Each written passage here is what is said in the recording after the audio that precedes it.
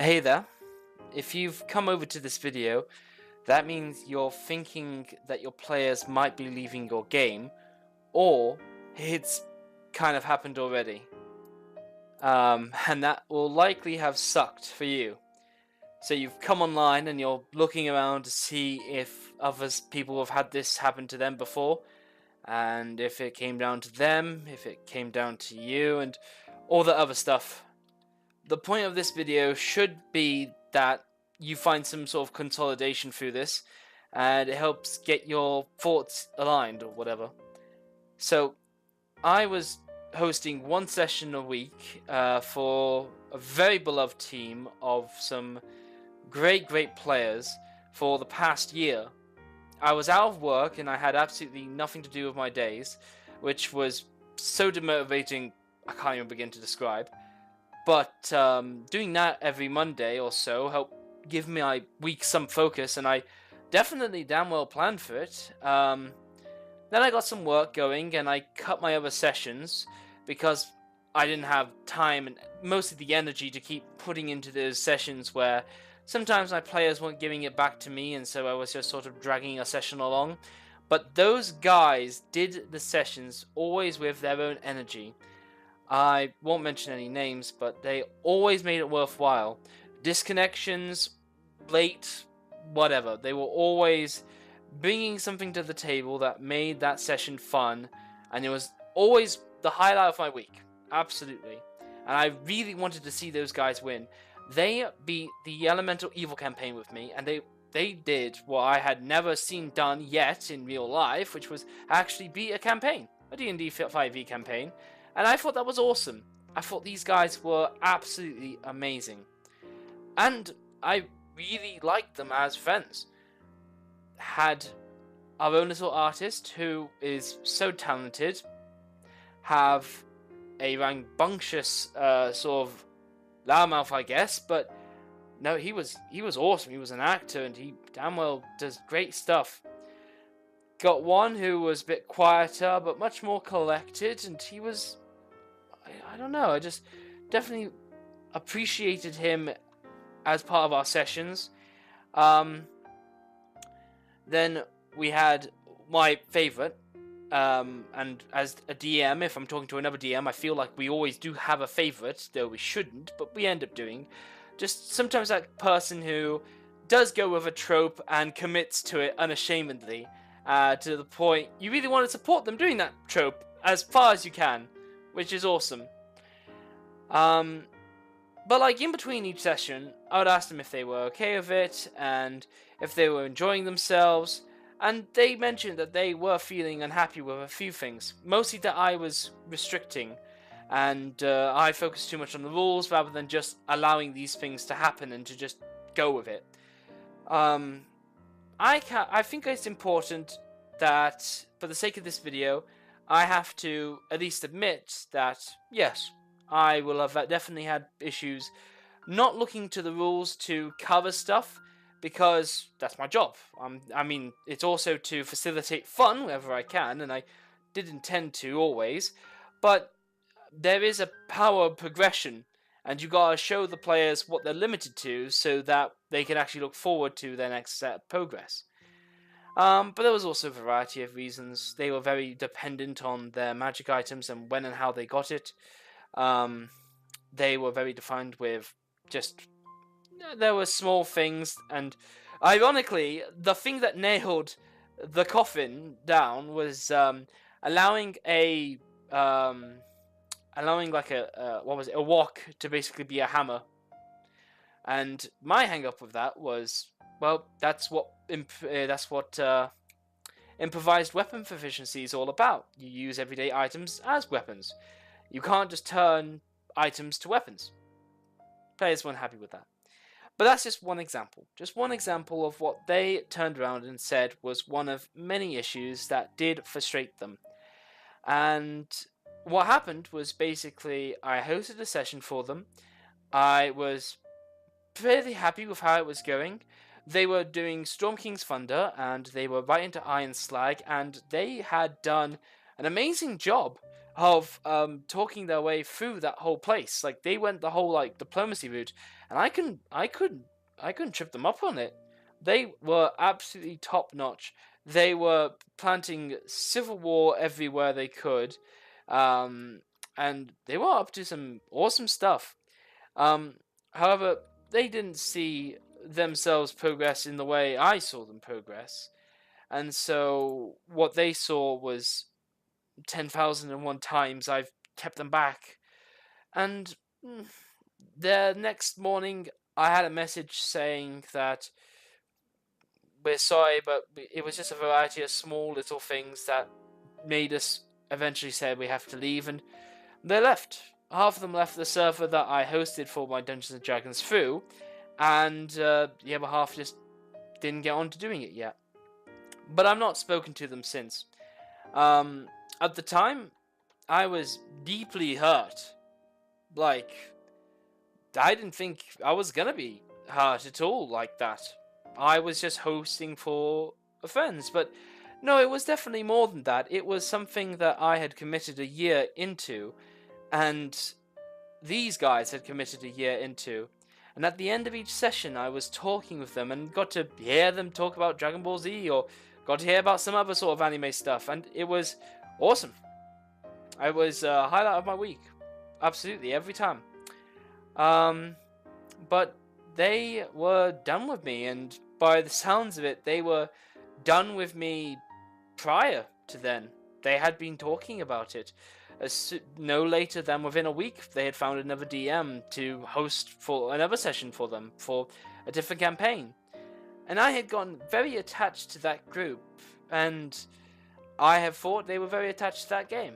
But I was wrong. It was very easy to walk away from them. So again, I believe that there is something positive to be gained from this. I like to believe that there can be something positive to gain from this, and something should try to be learned from. But most importantly, if you're watching this, you're trying to figure out, as I've said in the beginning, was it your fault? Was it their fault? Did you do something wrong? Did they do something wrong? Could you have done something different? And I believe the answer is that though these guys sort of took off so quickly and just so easily, which went against everything I thought I was getting from them, it's not their fault. They weren't enjoying my game.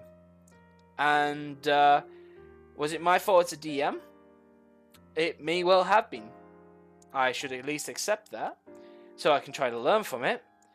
But ultimately, I'm not going to change most of how I play. I am there to instruct rules to a player, and I did so.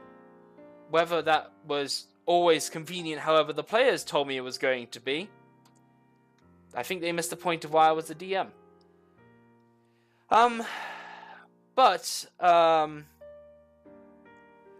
For you guys, when you are hosting your games and you're getting into them, especially homebrew games, I mean, I've been hosting from published campaigns, and I still feel like there's a lot of homebrew stuff just mixed in there because there's room for it. But if you're doing a whole homebrew campaign you have poured your soul into, firstly, props to you, well done on that, however you squeeze some time to make that. Massive, massive kudos to you. Following that, your players will have derailed what you've had planned several times over. And beyond that, if your players have come to you and asked you to do something different, then this is what I feel you should be asking yourself at this moment, and that is if you took that on board. With my players, one of them said, "Oh, is this the sort of grand final campaign stuff you're thinking?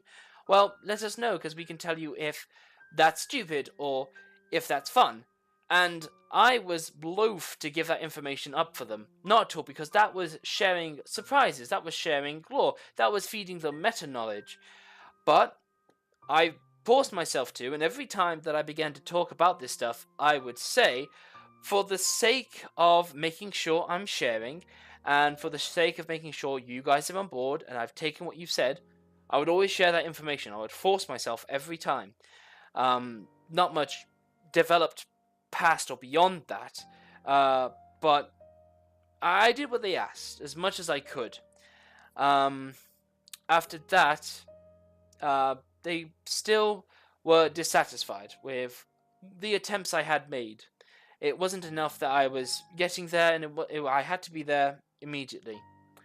So, I don't know. I would say to you as a DM, if you have come because you are unsure where you stand right now, for one, you're not alone. There can be somebody who has had some players like just 180. I was sat flat on my ass when my players said that they were just done because I had invested myself because my local area, there's no room for D&D for me. Everywhere is full, and I can't create any more space. It is full to the tables. Nobody there wants to learn D&D ROM Roll20 because it just may take more time. I even offered to show them how they could do it for money, and they weren't interested in that either.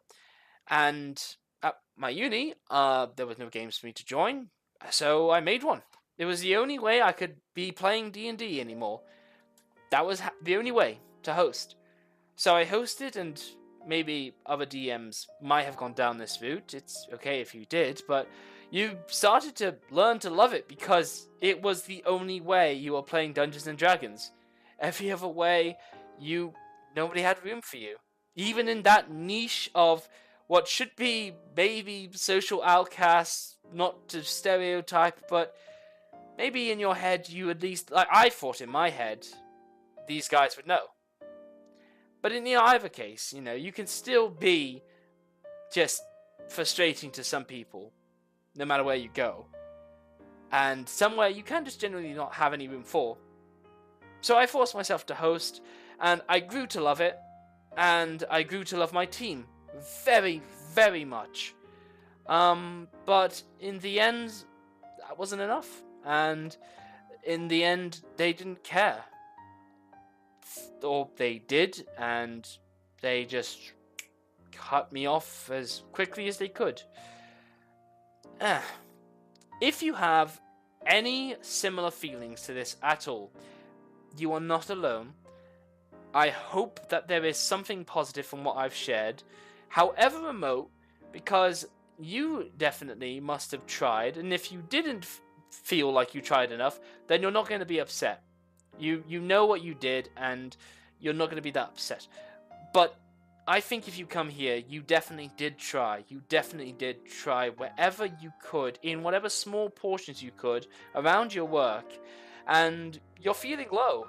You've lost a great deal of what you've invested your time and your hope towards, because you hope the players will win. You want them to win, and you want to see them win, and you want to give them that triumph.